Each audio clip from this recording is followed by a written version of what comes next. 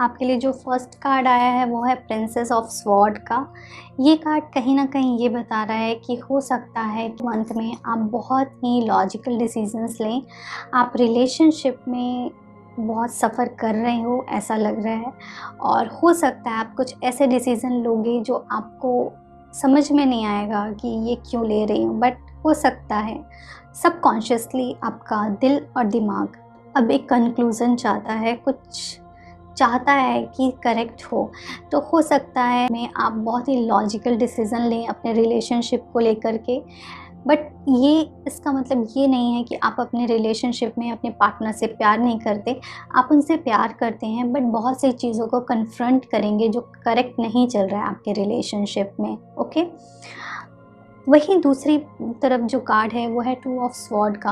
हो सकता है बहुत टाइम से आप अपनी लाइफ में कुछ भी ऐसा बड़ा डिसीज़न नहीं ले रहे थे या लेने को डर रहे थे, आपको समझ में नहीं आ रहा था कि क्या ये डिसीज़न करेक्ट रहेगा। इसलिए ये टाइम आप अपनी लाइफ में कुछ इम्पॉर्टेंट डिसीज़न ले सकते हैं, और ये डिसीज़न लॉजिकल होंगे, प्रैक्टिकल होंगे। ओके, मुझे ऐसा लग रहा है कि हो सकता है इस सिचुएशन में आपकी कुछ ज़्यादा मदद नहीं करेगा कोई भी। आप हो सकता है आपके डिसीज़न के अगेंस्ट बहुत सारे लोग होंगे। अगर आप मैरिड हैं और आप शादी से निकलने का डिसीज़न ले रहे हैं तो हो सकता है आपको कोई सपोर्ट नहीं करेगा। बट अगर आप चाह रहे हैं तो आप ये कर सकते हैं। ऐसा हो सकता है आप में से कई डिवोर्स फाइल कर सकते हैं, या फिर अगर आपका डिवोर्स केस चल रहा है तो आप सेपरेट हो सकते हैं। अगर आप रिलेशनशिप में हैं तो मुझे ऐसा लग रहा है आप में से बहुत सारे लोग अपनी ट्रू फीलिंग्स को हाइड करेंगे, अपने दिल की बात को नहीं बताना चाहेंगे अपने पार्टनर से, और अपने इमोशंस को शायद या तो आपको बताने का दिल नहीं करेगा, या फिर आप अभी चाहते हो कि कुछ चीज़ें सीक्रेट रहें आपकी सामने वाले के लिए।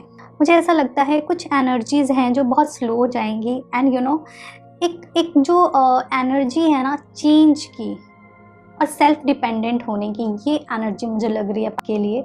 हो सकता है आप में से कई लोग अपने रिलेशनशिप में बहुत ज़्यादा डिपेंडेंट हो अपने पार्टनर पे, लेकिन एक टाइम पे आपको समझेगा कि आपका पार्टनर नहीं चाहता कि आप उस पर बहुत ज़्यादा डिपेंडेंट हो। तो ये टाइम हो सकता है आप में से बहुत से लोग डिपेंडेंसी में डिपेंडेंट ना रहो अपने पार्टनर पे, और सारे डिसीज़न सारी चीज़ें खुद से करो अपनी लाइफ की।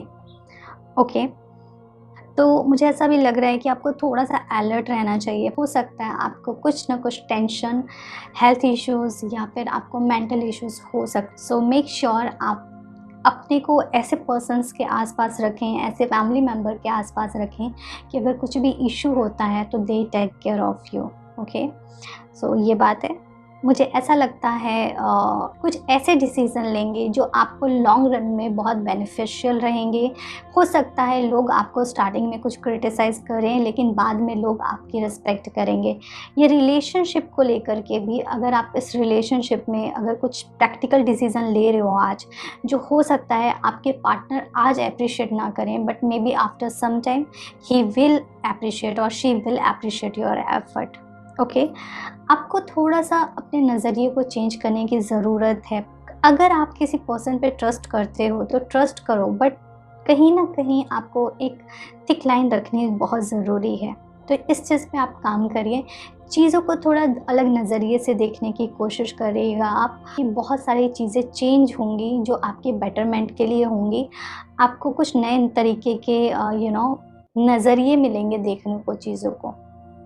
एक चीज़ और बोलती हूँ, अगर आप किसी भी तरीके की एडिक्शन में हैं या आपके पार्टनर किसी भी तरीके की एडिक्शन में हैं, तो आपको सीरियस नोट पे काम करना पड़ेगा।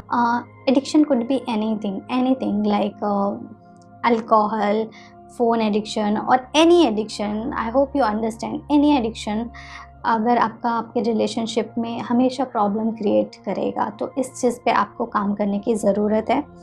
एंड जो भी अननेसेसरी बर्डन है आपकी लाइफ का, उसको आपको निकालने की बहुत ज़रूरत है, क्योंकि अगर आप नहीं उसको लाइट करोगे अपने बर्डन्स को अपनी लाइफ से, अपने रिलेशनशिप से, तो ये रिलेशनशिप को बहुत ही प्रॉब्लम क्रिएट करेगा। जो एंजल मैसेज हैं आपके लिए, फर्स्ट कार्ड है वो है वेजिटेरियन, वेगन का। तो कोशिश करो, अगर आप वेजिटेरियन रह सकते हैं तो आप रहिए, नहीं तो आप कम से कम ग्रीन वेजिटेबल्स, फ्रूट्स ज़्यादा खाने की कोशिश करिए। जो नेक्स्ट कार्ड है वो है वर्कशॉप एंड सेमिनार का। सो ये कार्ड ये बता रहा है कि खुद को थोड़ा सा बिज़ी रखें, कुछ ऐसी जगह जाएं जहाँ पे कुछ नई लर्निंग हो, या फिर ये भी इस चीज़ को आप इस तरीके भी समझ सकते हैं कि अगर आपका रिलेशनशिप काफ़ी टॉक्सिक हो गया है और आपको समझ में नहीं आ रहा कि आपको इस रिलेशनशिप में क्या करना चाहिए, तो आप रिलेशनशिप काउंसलर से मिलें और अपने रिलेशनशिप पे काम करें। क्योंकि अगर आप चाहते हैं तो आपका रिलेशनशिप अभी भी वर्क किया जा सकता है, इस पे काम किया जा सकता है, और बट इसमें आपको किसी की मदद की ज़रूरत लगेगी। ओके, अगर आप किसी दोस्त से बात करना चाहते हैं, दोस्त से करें, किसी फ्रेंड से फैमिली मेम्बर से चाहते हैं, फैमिली मेम्बर से करें, और नहीं तो रिलेशनशिप काउंसलर्स के पास जाएं और अपने रिलेशनशिप पे काम करें। ठीक है, ये आपकी रीडिंग थी। आई होप ये रीडिंग आपको थोड़ी मदद करे और आप कुछ बेटर डिसीज़न लो अपनी लाइफ में।